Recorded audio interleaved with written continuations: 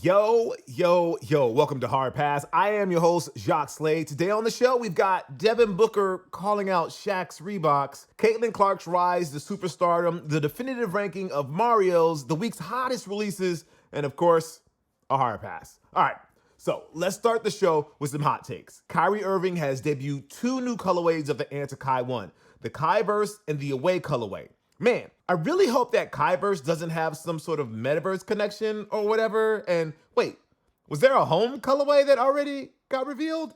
Did I miss that? Anyways, the debut Artist on Court predictably sold out last week, and I'm guessing is going to be pricey for anyone chasing it on the resale market. Now, the real test begins as more colorways make their way onto Kyrie's feet and onto the feet of consumers. Here's hoping that Anta is nimble enough to fulfill demand, but also put some effort into trying to get these kicks to fans and hoopers and not opportunistic resellers looking for their next score now that people online are sick and tired of retros, dunks, and Adidas Yeezys. I feel like I should emphasize people online, because outside, I still see a lot of retros, dunks, and Adidas Yeezys. All sorts of New Balances, but regardless, good luck to Anta and Kai. 1 minute, your shoes are hot and people use bots to get them. The next minute, they're not, and people call them bricks. And then there's our viewer hard pass that's got something to say about Kyrie's moves. So stay tuned for that at the end of the show. Allen Iverson made some sneaker headlines this week. First, when Devin Booker finally responded to Reebok basketball president Shaquille O'Neal's half-serious jab at Booker's supposedly disappointment with the Nike Book 1. Like, nice comeback book, I guess, but why put quotes on the questions? You would think someone who grew up reading sneaker blogs would know that the quotes go with the nickname or colorway of the shoe, not the shoe itself. Now, second, when he was asked about a possible Nike or Jordan brand deal back in 1996, spearheaded by Gentry Humphrey on sneaker shopping with a signature shoe that ended up being the Nike Air Turbulence. And you look, I'll be honest, I don't remember the Turbulence all that much. The picture is too small. Wait, let's get a bigger one. Oh, it was that one? Well, good thing AI chose wisely. And besides, it seems like he has the occasional hall pass to wear Jordans. No offense to Booker, but I doubt he'll ever have that kind of deal with Nike 20 years from now. Those spots are already taken. We're getting more and more leaks of the Nike KD17, and I saw some comments that they had tennis vibes to them, which the more I think about it, it makes sense. I mean, the Air Max Plus similarities are hard to ignore, but Kevin Durant's interest in tennis, or more specifically pickleball, could have something to do with this design change. KD owns a pickleball team, the Brooklyn Aces, and if we see the KD17 drop in Aces colors or call back classic Nike tennis shoes like the Tech Challenge or the Mac Attack, I think we could be onto something here. All right, moving on. Jordan Brand's Nigel Sylvester has made it a habit of being the first to rock all new J's ever since he signed with the brand, so it's not surprising that he would debut his collaborative Air Jordan 4 RM, which has been called Remix or Resto Mod on the blogs. This new take on the 4 retains the tooling, but remixes the upper as a low top with a more modern interpretation of the caging and with more variety in materials on the upper. It seems like it's designed with action sports in mind, so there is some overlap there with last year's Nike SB Air Jordan 4. However, what might hinder this revamped Jordan 4 from reaching the heights of popularity that the SB Jordan 4 enjoyed is because there's too much change. While the SB Jordan 4 was tweaked to better serve skaters, they still looked like the Jordan 4s we all know and love. Nigel's Jordan 4s look like an Air Jordan 4 low, and I just don't know that's something that people are clamoring for. Remember, this is a community that calls anything that isn't an OG Air Jordan a Team Jordan, and Team Jordans are a pejorative unless you grew up in the 90s and love the Jumpman Pros. I want to see these in person to give them a better assessment, and I hope that people will give these a shot and not dismiss these automatically as Team J's. I think that's just kind of disrespectful. Anyway, you can now buy sneakers and other hypebeast on StockX using the Apple Vision Pro while driving a Tesla Cybertruck and drinking out of a Stanley Cup and eating a KFC Chizza. It's like search engine optimization, but for hard pass scripts. Congratulations to Caitlyn Clark for breaking the all-time NCAA scoring record set by Pistol Pete Maravich. Look him up if you don't know who he is. I didn't know that we cared about scoring records in college basketball, but regardless, it's still a hell of an achievement by Clark. And following that up with the announcement that she is foregoing her final season of eligibility to declare for the WNBA draft, she is cashing in while the iron is hot. Well, the WNBA salary isn't going to be as hot as her future endorsement deals, but regardless, she is getting the bag, man, and good for her. Among cumulative NIL deals, Clark ranks behind only USC's Bronny James because, duh, son of LeBron James, Colorado's Shedeur Sanders because, duh, football is king, and son of Deion Sanders, and LSU's Livy Dunn, who I had to look up who that was, and yeah, probably does need all that money to keep her safe from all the pervs out there. Stay safe, Livy. Anyways, you know who should also cash in while the iron is hot? Whichever sneaker brand signs Clark when she's officially a pro. Currently, Clark has an NIL deal with Nike, and for their part, the swoosh has been presenting Clark like a superstar. She's wearing Kobe Protros, starring in commercials, and getting featured in some of the best in-person ads I've seen in a very long time. Assuming the deal is still intact or upgraded by draft time,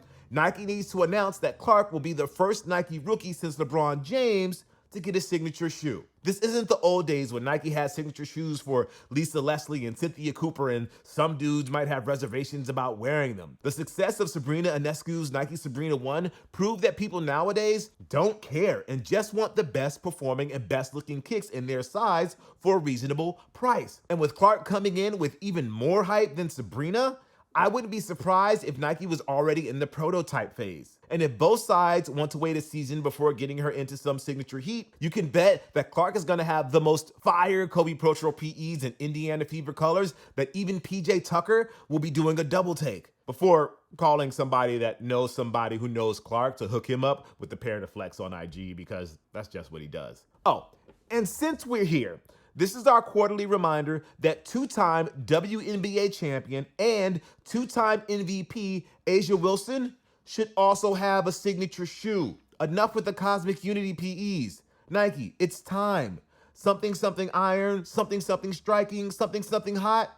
You know. For our pick of the week, according to Soul Retriever, a handful of Adidas Yeezys are returning next week. And the best part is that they probably won't sell out because the other Yeezys that Adidas has aren't selling out either. Man, that Kanye is such a genius influencer, or whatever it is his fans and their bots are saying this week. So we have the Adidas Yeezy 500 Stone Salt on March 11th for $210, the Adidas Yeezy 350 V2 Flax on March 11th for $230, the Adidas Yeezy Foam Runner MX Granite on March 15th for $90, the Adidas Yeezy Slide Salt on March 15th for $70, and then the Adidas Yeezy Slide Onyx on March 15th for $70 as well. So before we move on to Hard Pass, Co-Writer is at it again, and this is his ranking of mainline Super Mario games in honor of March 10th, aka Mario Day, same day when this episode drops. Now, we're not counting Luigi or Princess Peach spinoffs, parties, RPGs, Smash Bros, Mario Karts, that one iPhone game, typing tutorials, etc.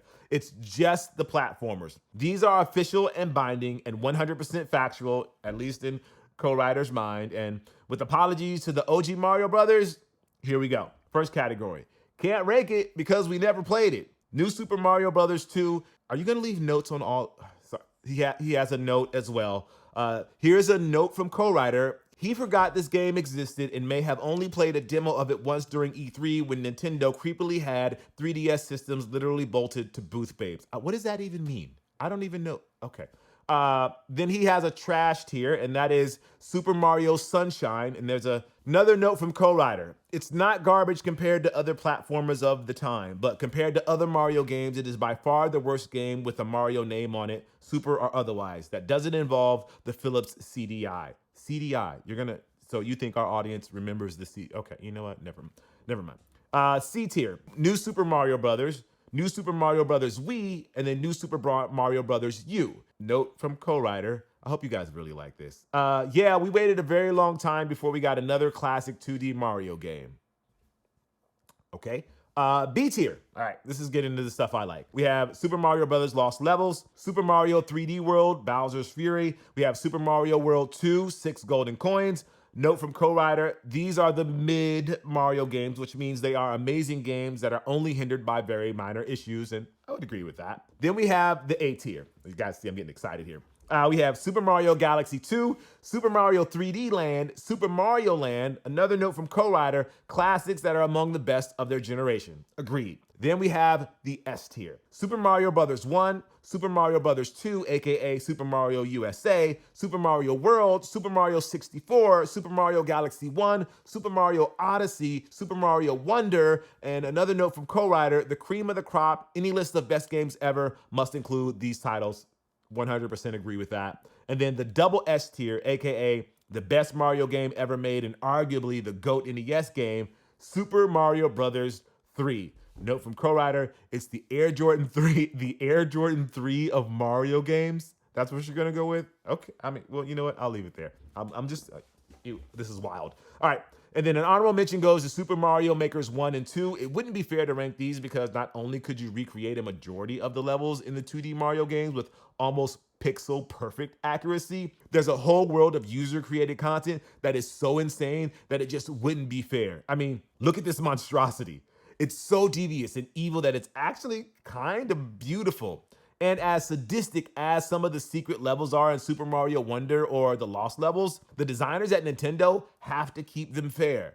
People who make hellish Mario Maker levels are not bound by that shit. They can go as crazy as they want, and it's kind of great. And just to be more self-indulgent, here's co-writer's quick ranking of the Mario Karts in order of worst to the best. Mario Kart Wii, Mario Kart Double Dash, Mario Kart Tour, the arcade game, Mario Kart Live, home circuit, Mario Kart Super Circuit, Mario Kart 7, OG Super Mario Kart, Mario Kart DS, Mario Kart 8 with all of the DLC, and Mario Kart 64, which confirms the Ryan Davis, RIP, unified Mario Kart alpha theory that whatever your first Mario Kart is automatically the best one in your headcanon, and every past and future Mario Kart is just a few dollar attempt to recapture the magic of that first Mario Kart you played. Mario Kart 64 is the best.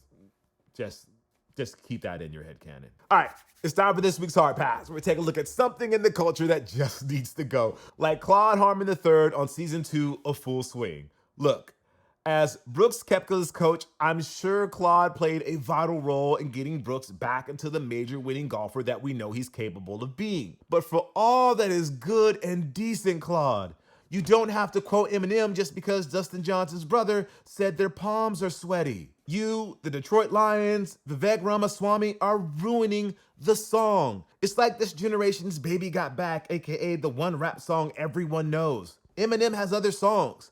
I'm sure you've heard other rap songs. Someone says their palms are sweaty, quote Eric B. and Rakim. Something, anything else besides Lose Yourself. I know you all love 8 Mile because you can relate to it for some reason, but come on. And wait, did you guys think I was gonna do the hard pass about how Cclaude sometimes sounds like a live Twitter bot? Come on, he's entitled to that take, I guess. Anyway, next on the hard pass quick hits is the upcoming Air Jordan 4 Industrial Blue. That's right. The long-awaited Air Jordan 4 Military Blue with Nike Air on the back is getting a name change and a slight price bump from $200 to $250. Wait, the reimagined Jordan 4 was already $215. That's right.